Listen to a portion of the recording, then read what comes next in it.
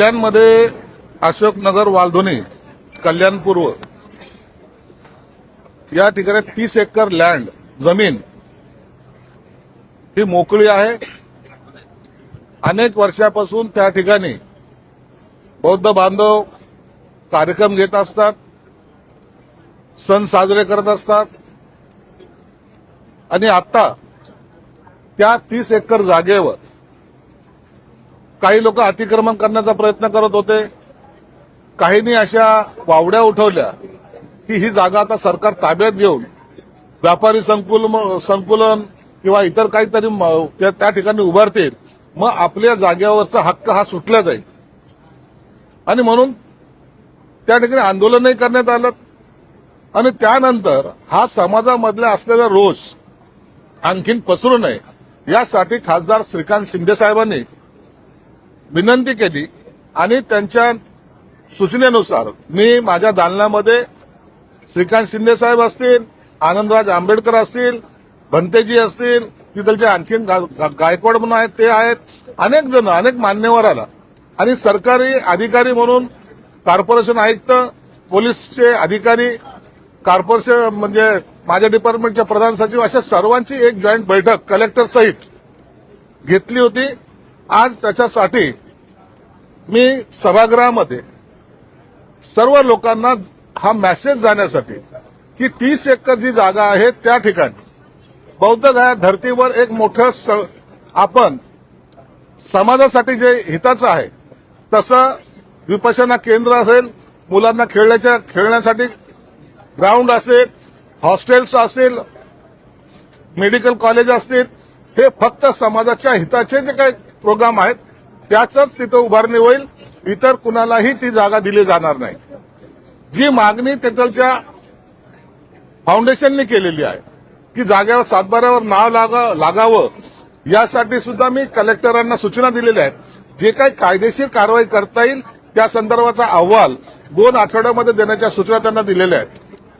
आज या सभागृहामध्ये बालाजी किनीकरने हा प्रश्न उपस्थित केला, त्याला उत्तर म्हणून सरकारकडून मी निवेदन सुद्धा केलेलं आहे। समाजामध्ये गैरसमज पसरवणं, कोणीतरी सांगतं की आता हे पुतळा पाडला, इथं असं केलं, असे वेगवेगळे जे काही रुमर उठवले जात आहेत त्या रुमरकडे कोणी लक्ष देऊ नये ही विनंती करण्यासाठी या माध्यमाच्या समोर आलेलो आहे। त्या ठिकाणी सभागृहामध्ये जे मी उत्तर दिले त्या ठामपणे सांगितलेले त्या 30 एकर जागेमध्ये कोणताही कमर्शियल वापर होणार नाही।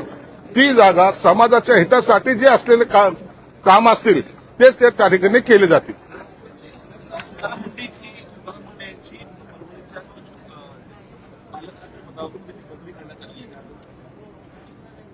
एकाच महिन्यामध्ये पालक सचिव पद हे एवढं जरी महत्वाचं नाही, पालक सचिव वगैरे जे काय तिथलची ऍडजस्टमेंट नुसार केली गेली असेल, परंतु त्याला एवढं जास्त महत्व हे दिले जात नाही। पालकमंत्री तिथं असतात म्हणून हे जास्त त्याला एक सहकारी असला पाहिजे म्हणून सचिव पदाचा तिथे नियुक्ती केली असते।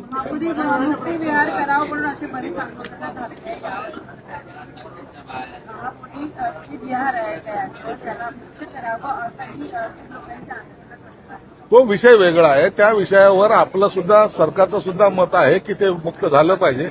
आणि आता पुढच्या आठवड्यामध्ये बौद्ध गयाला 10 एकर लँड त्या सरकारकडून घेण्यासाठी मी स्वतः बिहार गव्हर्नमेंटला विनंती करायला चाललेलो आहे आणि 10 एकर लँड घेऊन बौद्ध गया येथे समाजासाठी राहण्यासाठी सुविधा उपलब्ध करण्याचा सरकारचा मानस आहे। संजय राऊतांनी आज एक फोटो पोस्ट केलेला आहे पिस्तुलीसह, तरी संजय दिना पाटील यांनी दिलेल्या धमकीनंतर संजय राऊत यांचा तो फोटो समोर आलेला आहे आणि अप्रत्यक्षरित्या कुठेतरी कोणाचा प्रकार आहे का हा? संजय राऊतचे कालपासून मी स्टेटमेंट पाठतोय। एक वेगळीच कॉमेडी महाराष्ट्रामध्ये सुरू झालेली, भाषाचा आता कुठेही चांगलं सुसंस्कृतीचं कुठं राहिलेलं नाहीये। दिना पाटलांनी काल काहीतरी प्रश्न उपस्थित त्या बोलले, त्याला उत्तर संजय राऊतने दिले।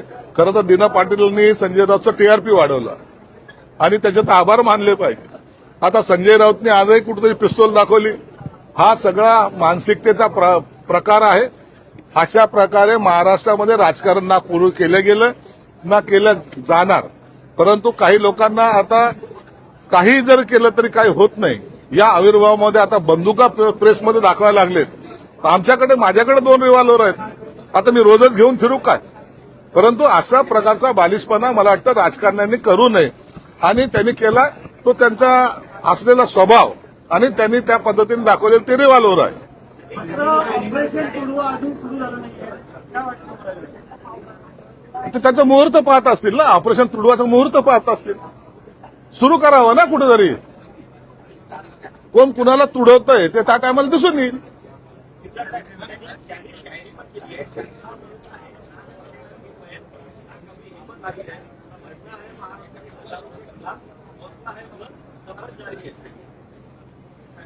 त्यांनी आता शेरशायरी करावी, रिव्हॉल्वर दाखवावे, वाटेल ते बोलावं त्यांच्याबरोबर। आता त्या बोलण्याला कितपत सिरियस लोक घेतात, खरं तर याच्याकडे कधी कधी लोक एक कॉमेडी म्हणून सुद्धा पाहतात। तुमचं म्हणणं व्यक्त करण्यासाठी तुम्ही इतके मोठे दिग्गज नेते आहात, तुम्हाला मीडियामध्ये बोलताना तेवढं जर तारतम्य जरी राखलं तर चांगला मेसेज समाजामध्ये जाईल। अशा प्रकारे बोलून काहीतरी पैलवानकी दाखवणं याला म्हणत नाही। आपण आपल्या शब्दानं शिवसेना प्रमुख म्हणायचे, ना तलवार निकालो ना बाण खिचो, एक कलम आहे, ते त्या कलमेचा वापर खऱ्या अर्थानं करा ना।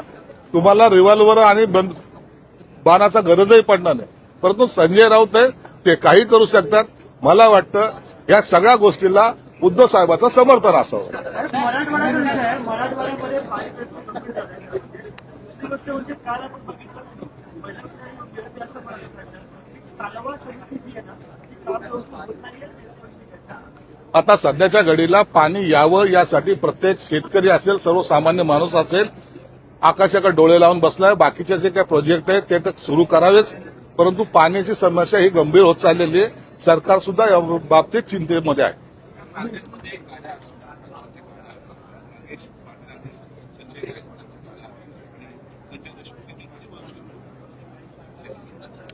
छोटे मोठे घटना ही चालत असतात। कार्यकर्ता आहे ते तेवढं करतात, तर त्याला म्हणून काय, ते सुद्धा ते आमचेच आहेत ना, त्यांचे डोके फोडून काय मिळणार आहे? एकमेकांचे डोके फोडणं ही आमची संस्कृती नाही, म्हणून त्या कार्यकर्त्याला सुद्धा समजून त्यांना सुद्धा मी आमच्या बरोबर घेऊ।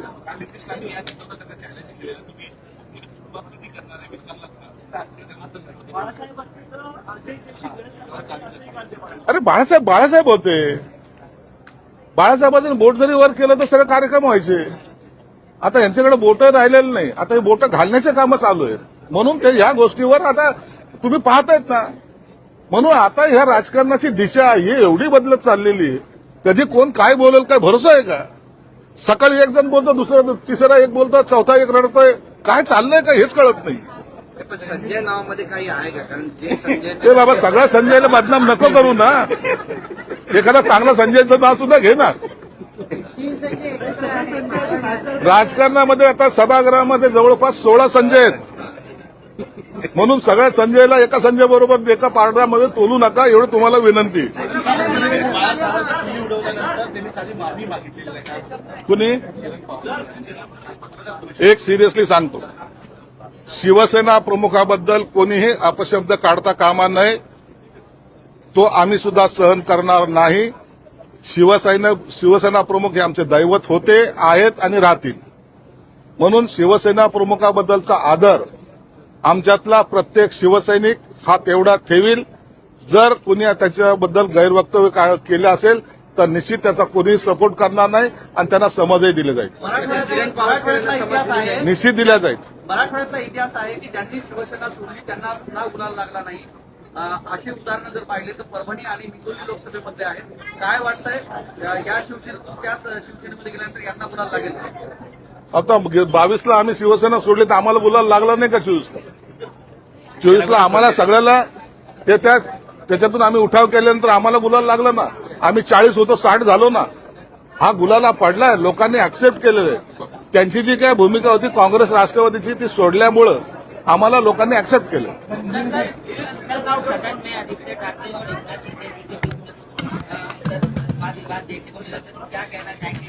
अरे आदित्य ठाकरे बच्चा है, उसके साथ क्या बात करेंगे? उसको अभी मैच्योरिटी आने के लिए अभी बहुत देर है। ऐसे बच्चों ने ऐसी बातें करना उचित नहीं है, तो भी अब उसको समझ आने में थोड़ी देर लगेगी, चलता है।